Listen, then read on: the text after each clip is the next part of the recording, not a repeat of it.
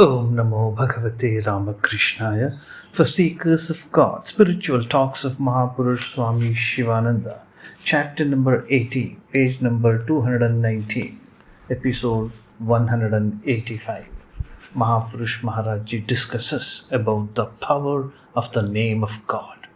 Place Belur, time December 8, 1929. December 8, 1929. In the morning, the sannyasins and brahmacharis had gathered in Mahapurushji's room. The talk turned to spiritual practice.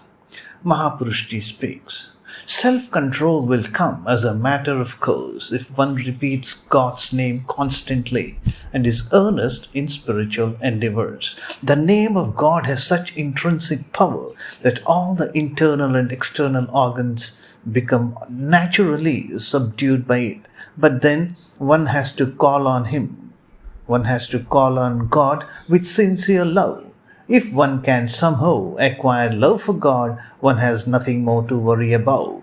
One can then advance towards Him very quickly. Mahapurush Maharaji says, if one can somehow acquire love for God, one has nothing more to worry about. One can then advance towards God very quickly. If one somehow acquires the feeling that God is one's own, one can set one's mind completely at rest. If one somehow acquires the feeling that God is one's own, is my own, one can set one's mind completely at rest. One cannot, however, have real love for God so long as one's mind is preoccupied with sensuous things. When the Kundalini is awakened as a result of intense spiritual practice and prayer to God, and when the mind gradually rises above the three lower planes and continues to remain in the fourth plane, the aspirant gets visions, etc. of God, and he gradually develops a love for Him. How can anyone have love for God, pure and untouched by sin as he is, unless one's own mind becomes purified? For that, one needs intense spiritual practice and sincere yearning for God. You will have this and that very soon, for you're all lifelong celibates, brahmacharis, and your minds have not been so much as touched by lust and lucre. You're all fit and pure receptacles for spirituality.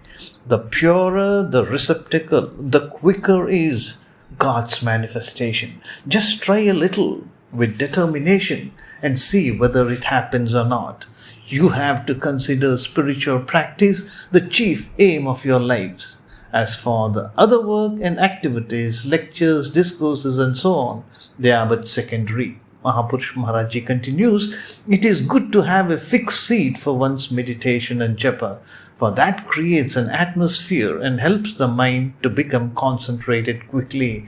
And whenever you meet a woman, salute her mentally as your mother with all respect. That was the special instruction of Sri Ramakrishna to us, and he himself did so all his life. A sannyasin's life is, as it were, a devotional fast. When even a drop of water is not taken, there must not be a single blemish. The whole life must be absolutely pure. Do not allow your mind to be polluted even by the slightest touch of lust and lucre. You will have to keep yourself always occupied with high thoughts, contemplation of God, bhajan, study of scriptures, prayer, etc. Yours is a spiritual life, a divine life. Sri Ramakrishna used to say, the bee sits on the flower alone, and it sucks the honey alone. A true sannyasin's life, a true monk's life must be like that of a bee. He will enjoy divine bliss alone, and he will not allow his mind to wander about elsewhere. To be continued. Om Shanti Shanti Shanti Hari Om Tat Sat Shri Ramakrishna Arpanamastu.